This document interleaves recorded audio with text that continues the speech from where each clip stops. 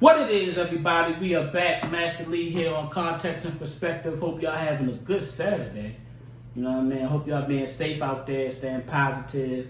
You know, today was actually my first day really back in the gym. You know what I mean? Like really back.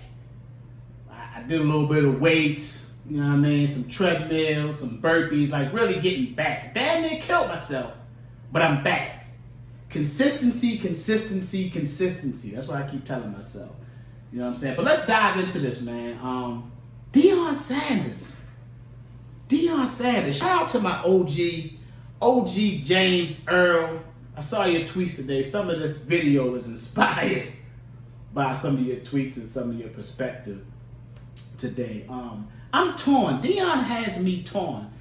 Primetime has me torn a little bit. I'm in between being happy for Deion and then being pissed.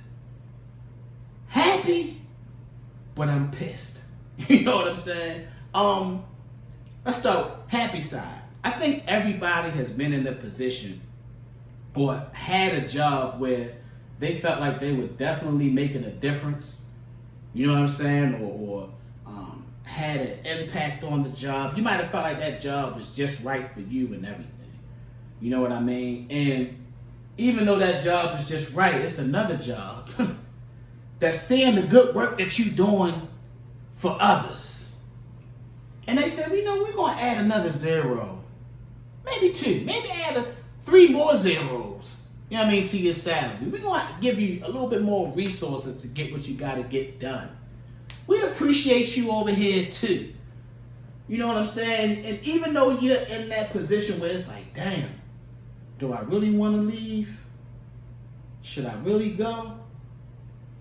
You know what I'm saying? You have to ultimately make that decision. And most likely, most people make that decision based on their family. Got to get to the bread. You know what I'm saying? Your kids can't eat just off a promise. You know what I mean? So on that note, my happy side, congratulations, Deion. My pissed side, from an HBCU perspective. You know what I mean? I went to 2 HBCUs. My undergrad, I went to University of Maryland, Eastern Shore. Shout out to my Hawks. You know what I'm saying? When I went there, this might have been like in between 07, 09. We didn't have a football team. The basketball team really wasn't that good. You know what we were really good at? Bowling.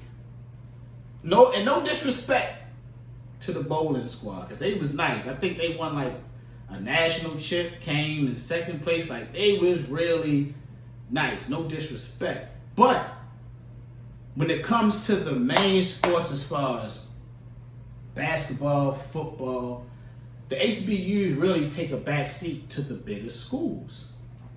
So for Deion to come and have the influence that he had just on HBCUs as a whole, HBCU sports as a whole, is a great thing. That's something that we need. You know what I'm saying? That's something that we need. Like, is it too much for me to want HBCUs to be powerhouses and be the best in their sport?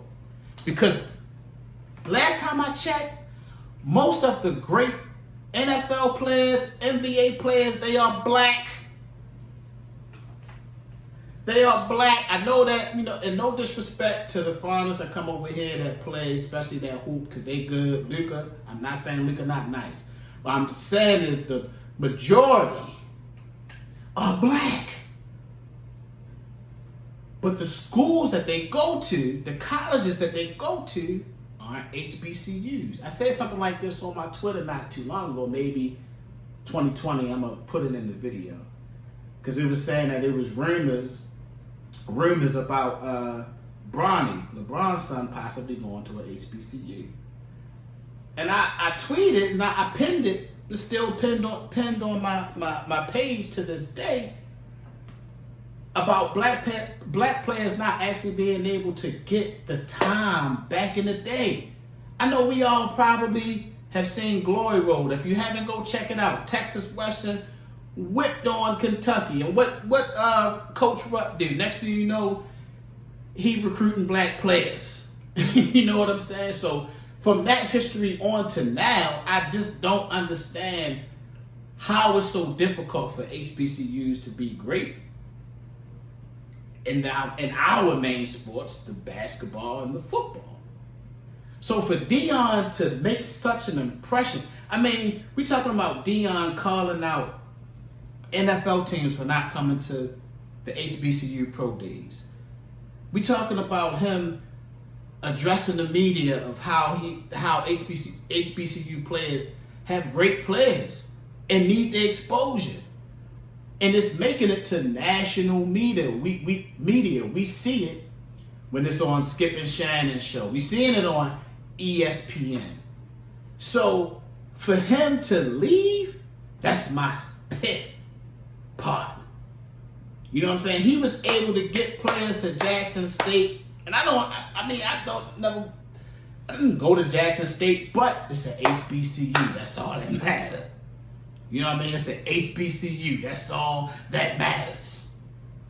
He was able to get the top corner that every other school wanted.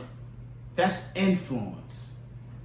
That's influence. So now, this is the HBCU perspective, the pissed perspective. Now you take all of that and you go on to University of Colorado. That sting a little bit. That stings. That stings a little bit. You know what I mean? So I'm torn. I'm torn. I'm happy for you, Deion. And then on top of that, let's put this out there. It's just reports. It's just reports. He could change his mind. Who knows? You know what I mean? Who knows? But I'm happy for you, Deion. But I'm pissed too. Context and perspective. Peace.